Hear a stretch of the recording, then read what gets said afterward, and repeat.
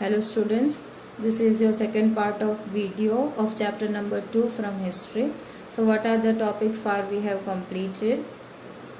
That is the emergence of new dynasties and the administration in the kingdom, that we have already covered with glossary. Now the next topics what we are going to cover in this video is Prashasti and the land grants. Next is warfare for wealth. And the last topic is a closer look, that is the Cholas. So under that there are various points from Urayur to Tanjavur, how they have expanded. Then work devotion on these splendid temples and the bronze sculptures. Improved in agriculture and irrigation, how they have improved or developed. The administration of the empire. So in detail we are going to learn about the Chola dynasties. So the next topics what we are going to learn is the land grants and the Prashasti.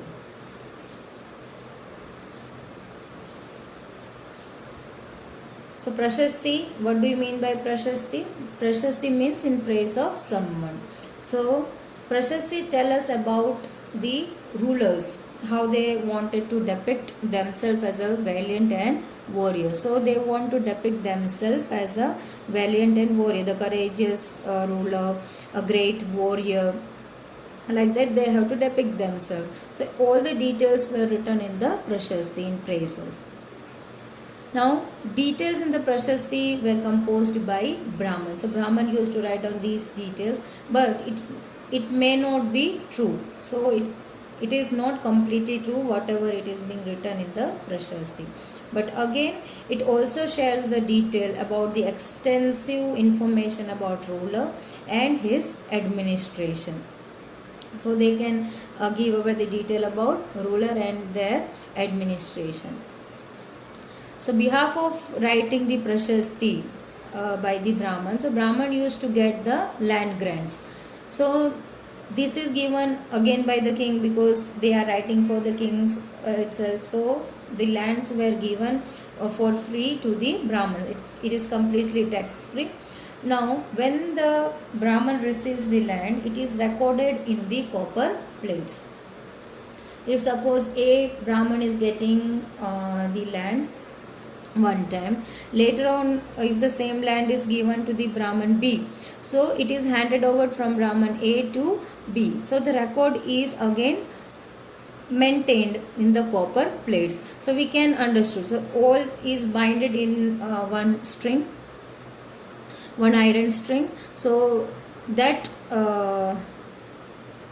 copper plate is also handed over with the land to the another Brahman. As the land is handed, also they are handling away the copper plates. So all the records from A Brahman to the A, B, C, D, E Brahman, whosoever the Brahman got the land, they also is getting the copper plates.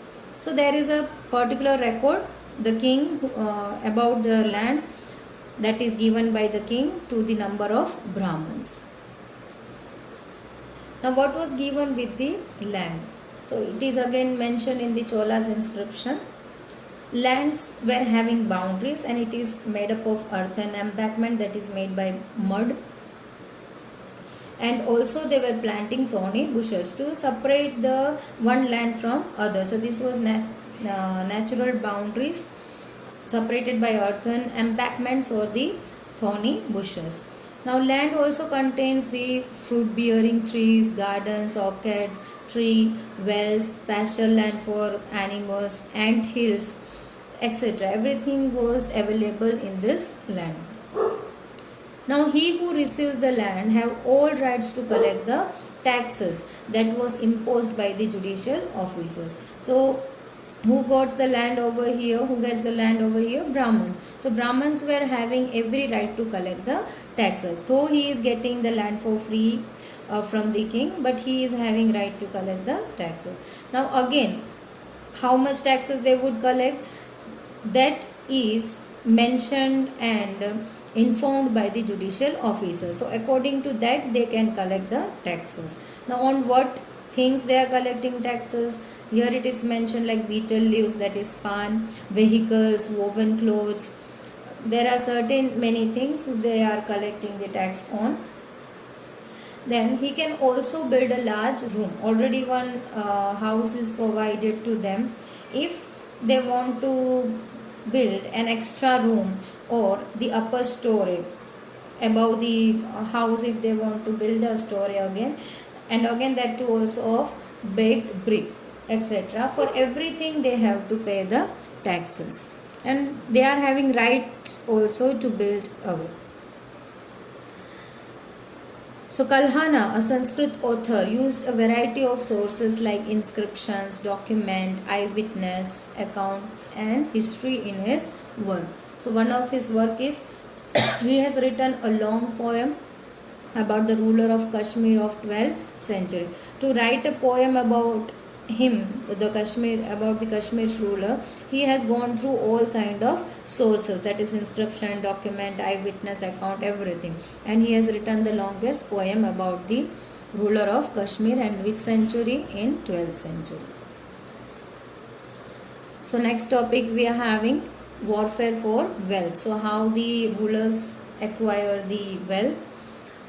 Dynasties were based in a specific region. So every rulers were having a specific region to rule on, but they tried to control the other regions also. Now other areas, why? So they could get more wealth from there.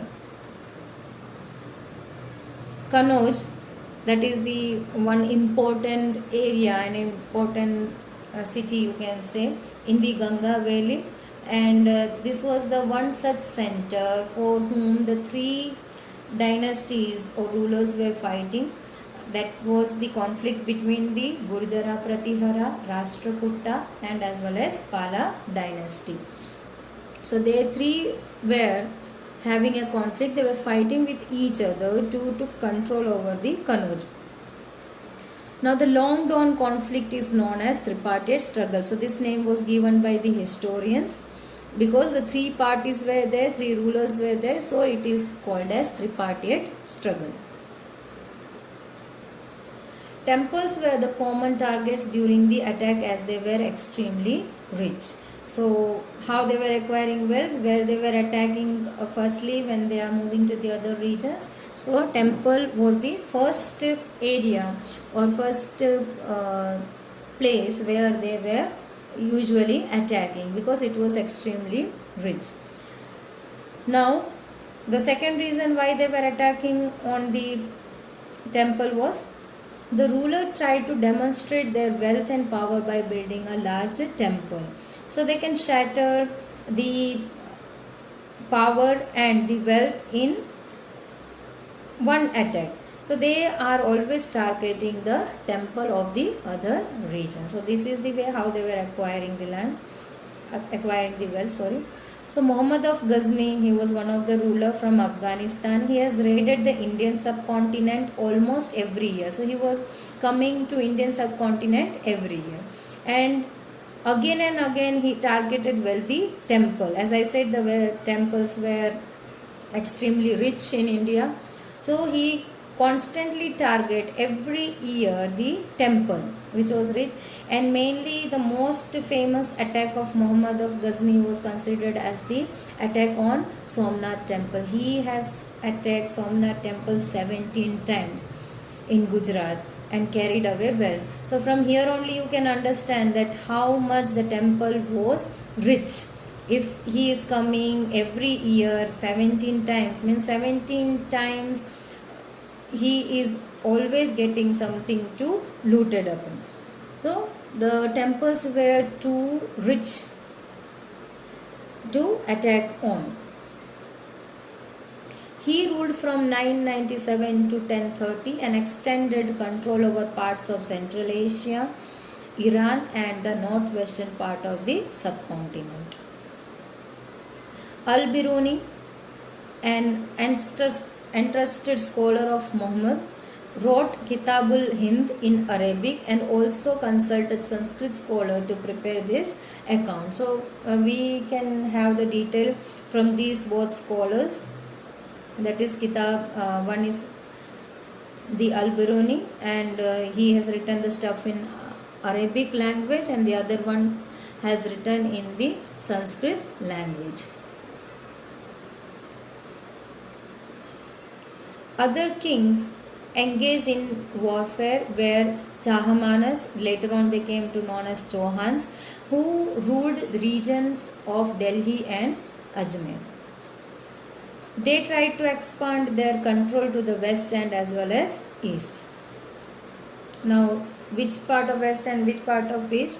Chauhans were engaged in conflict with Chalukyas of Gujarat, that was in the western part, and the Gahadawalas of western UP, that was in the eastern side. So they were trying to expand in these two regions from the west and the east. Prithviraj III was a popular Chauhan ruler who defeated Afghan ruler, that is Muhammad Ghori, in 1191, but lost to him in 1192. So 1191 he has won the battle against the Muhammad Ghori, but later on he was defeated after 1 year, that was in 1192.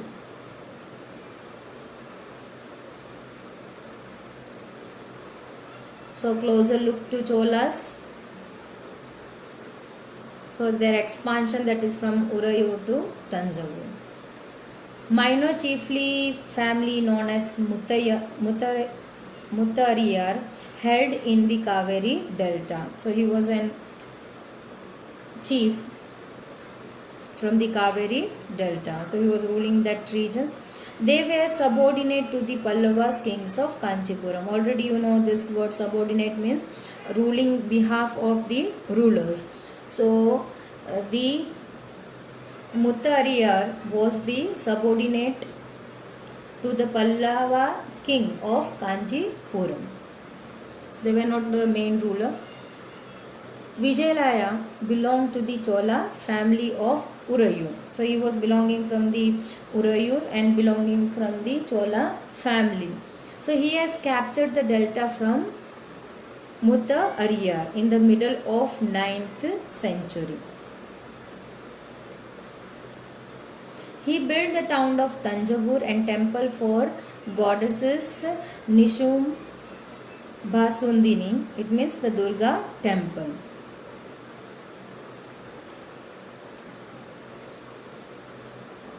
The successor of Vijayalaya conquered neighboring regions also, and the kingdom grew in size and as well as power. The Pandyan and the Pallava territories to the south and north were made a part of his kingdom. So these both regions, the Pandyan and the Pallava, these both regions were under their control. Rajaraja I, another powerful Chola ruler after Vijayalaya, he ruled in 1985 and he has extended control over their other areas. So already south part was under their control and the north were also controlled. So other regions also they have extended to. His son also was the powerful king, Rajendra I. So Rajaraja's son's name was Rajaraja. So Rajendra I, he has conquered the Ganga valley, then Sri Lanka and the countries of the Southeast Asia. So from the Vijayalaya, he extended his kingdom, grew in size. He extended his kingdom from the Pandyan and the Pallava territories, that is south and north. Later on the another Chola ruler, that is Rajaraja I. He extended the other regions, and later on his son, that is Rajendra I, he has conquered the Ganga valley, Sri Lanka and the countries of the Southeast Asia. So that is from Urayur to Tanjavur. So splendid temples and bronze sculptures. Cholas were big temple builders. They used to build big temples. As I said, the temples demonstrate the power and the wealth of the ruler. So they used to build the temples. Tanjavur and the Gangaikonda Cholapuram are the architectural and sculptural marvels. So there were two temples. One is Tanjavur and the second one is Gangaikonda Cholapuram. So these were the two temples built by the Chola rulers. Chola temple become a center of settlement. Now who the peoples were settling nearby the temple? Oh, that were priests, the garland maker, the cooks, the sweeper, the musician, and as well as the dancers. They all were settling nearby the temple. So it was a settlement area, the center of settlement, you can say. Now whatever they produced from the land was used for the maintenance of the temple. So if they produce anything, so they pay taxes to the temple. So that was used as a maintenance or for the maintenance of the temple, whatever they are producing. Temples become the center of economic, social and cultural life. So nowadays you used to visit the temple only to worship the god. Nothing else was being done. For a short period of time you are sitting over there, sitting calmly and just praying to the god. But at the past time, in the Chola period, mainly in the south, the temples are built in the vast regions, in large area, you can say. The compound is too large. So it is not only the area where only the worshipping is done, it is developing in economic way. Now how you can say economic? There were number of things were sold out nearby the temples. You can see number of shop over there. To sell different things, number of peoples from different occupations, they come nearer, or the number of people who are different artisans, those who want to sell their things, they come and settle down nearby the temple. So they used to sell whatever they have made. So economically this region is developing, and economic activity is also going on nearby the temples. And also the social work, many community belongs to that regions coming and settling down over there. So society also developed nearby the temples. So the people who are belonging from the different regions, different kingdoms, from different states, even though they come over here and settle down in one particular region, understanding their each other's cultures, tradition, everything, settling down in one particular regions and forming a society. So this is called as social development nearby the temple. And also the cultural life, the music they are learning, the dance they are learning, each other's traditions, many things they are learning. So their cultures also being learnt over here, following different cultures. Kalaripai to that mainly in the past they used to teach them. For the war strategies also, you can say, singing, learning music, many things, even to learn the Vedas also. So there were number of activity going on in the temple. So you can say it is not only the area for the worship, it is considered as the hub of economic, social and the cultural activity. So making of bronze images was a distinctive craft being that was again finest in the world. So bronze sculptures in Chola Empire which was being made, it was considered as the finest in the world. Most images were of deities, sometimes images were made up of devotees as well. So most of the images were of the deities. Now images of devotees as well was made. Now you would be thinking why the images of devotees were made. Now whosoever gives away the largest amount or largest produce to the temple, so their images also were made in the temple. Next is agriculture and the irrigation. Agriculture was well developed along with various methods of irrigation. There were number of way for irrigation. Only in 5th and 6th century area was opened up for large scale cultivation. Now how it was happened, or how it was possible. Forests were cleared off. For the large scale of cultivation, forests were cleared off and leveled and used for the cultivation. So this is how they have developed. Kaveri river, already they were settled down nearby the Kaveri river. So Kaveri river branches off into several small channels before it is emptying into the Bay of Bengal. So there were different way or different branches or tributaries also, you can say. So these channels were used for the agricultural purposes. So these channels overflows, and also these channels deposit fertile soil on the bank of the river. So it also help for the best cultivation, because it is alluvial soil which is provided by the river, the flowing river. Now water from the channels provides moisture to the soil, particularly for the cultivation of rice. So you can say most probably here the rice is cultivated, enough water, and even the soil is also renewed every time, as there are number of branches of river from the Kaveri river. In many areas, two crops were grown in a year. So not only rice, the other two crops were also grown. It is not only one crop grown throughout the year. There are two other crops also grown in 1 year. Embankments were built in delta region to prevent flood, and canals carried water to the fields. So embankments means a natural barrier, not new, a natural barrier, a human-made barrier that is made by the mud or stone to stop the water, and the water can be used later on for the field. So water can be carried out to the field easily in better way.